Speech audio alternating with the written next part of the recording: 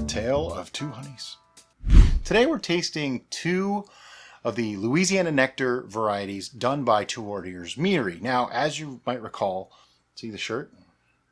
They sent us a whole bunch of meads to try, and we're still going through them all, but they asked me specifically to taste these two against each other, and here's why. When we look at the labels, they're the same. They say exactly the same thing, except this one shows cotton fields, this one doesn't. So this one is made from wildflower honey. This one is made from honey from a cotton field. So I guess you'd call it cotton honey. Cotton picking honey? I don't know. So what we're going to do is pour some in this glass, pour some in that glass, and we're just going to taste them against each other. I was told the difference is supposed to be night and day. So I'm actually really curious about this because it's done to show the influence that different honeys can have. I've always been one that I tend to use more neutral honeys for my stuff, so I wouldn't say that I'm a honey expert in that way, but there's lots of different kinds of honeys out there that we've never tried. We have done a honey tasting from honeys that were sent to us from Follow the Honey. Yep. And with that sample of different honeys from all over the world, it was very interesting to see the differences in the honey. It was very drastic. Oh, yeah. And we actually used one of those honeys in the making of our tej because it was an Ethiopian honey. Which is still not done yet, by the way. It will be soon. But back to this program. So this is cotton wildflower. I need to smell that one. It's all about smelling. On the smell, I think the cotton has a bit more smell to it. To me, the cotton one actually smells more floral, where this one, the wildflower, smells more citrus. He's going to clean his receptors by smelling himself. I see why you're saying citrus. I think what I'm actually just getting is a little stronger aroma from the cotton one than from the wildflower, which is interesting. But anyway, so you want to do how do you want to do this? Do we want to like drink one then drink the other, or drink them separately, or how do you want to do it? I'm going to drink mine, you're going to drink yours, and then we're going to switch. Okay.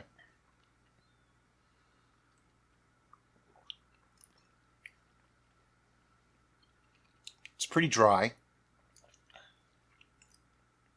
Oh, but it's not earthy. Unpleasantly so. Well, they're different meads. No. You're agreeing. That's true. Mine is dry as well, but not unpleasantly so.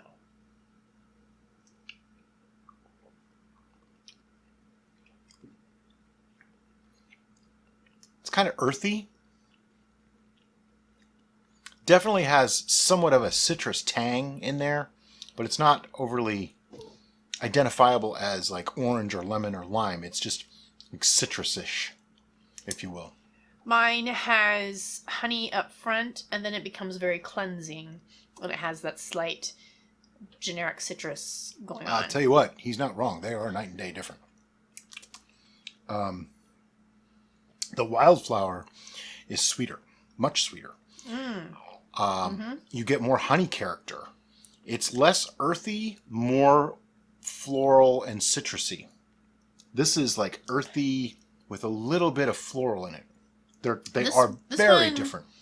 Almost has the tannic tea element in the aftertaste. Yeah, there's an astringent quality there that's much stronger than most honeys usually have.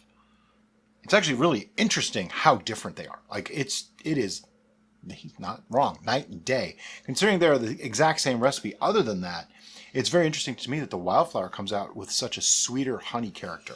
I enjoy the aroma of the cotton, the additional sweetness of the wildflower, and the tannic of the cotton.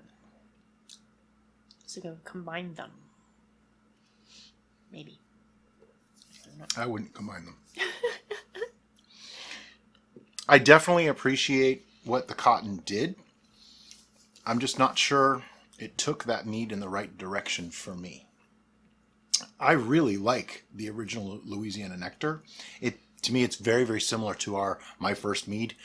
Really similar, almost like the same.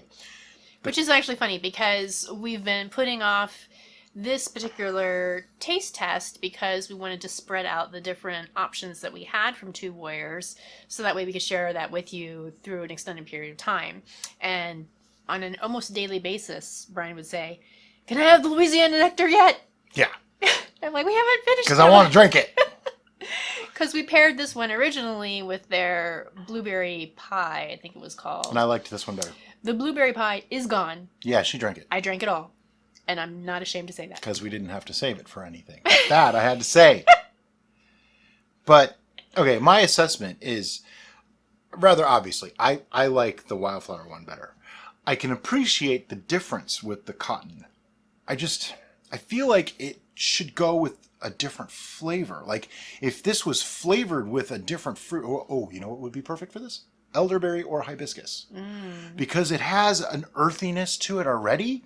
This, with a little hint of hibiscus or a little bit of elderberry, would really elevate that and accentuate it while giving it an extra level of flavor that works really well with it. Whereas this doesn't need anything.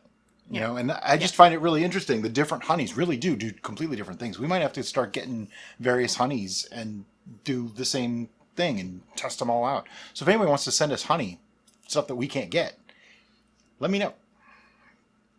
I like them both, though. Don't get me wrong. This is good. I just like the wildflower one a little bit better. If you drink them side by side, like bam bam, the cotton one comes off very watery. Really? Which I think is really strange because they are essentially the same recipe, just different honeys. So the viscosity you think would be similar, but... Oh my God, yeah. Yeah. You have to do it like immediately right after. This is very thick, very rich, fills your mouth. This is in and gone. The finish on this is longer than the finish on this. Right. But drinking that immediately after drinking this, I don't get the tannins. I don't get any of the nuances. No. It just feels watery, and this has more flavors. I think the cotton one seems to have a reduced amount of flavor, if you will. On its own, I get a much stronger tannic bitter note. Yeah. This one comes across sweeter, but it still has the tannic bitter note because that's, fermented honey. That's pretty cool, though, to see the differences between the two. I'm actually really impressed. Makes me want to try getting different honeys, like get 15 different honeys and make 15 different brews and see the differences. But if you like this video, look up there. There's another one. Go watch it.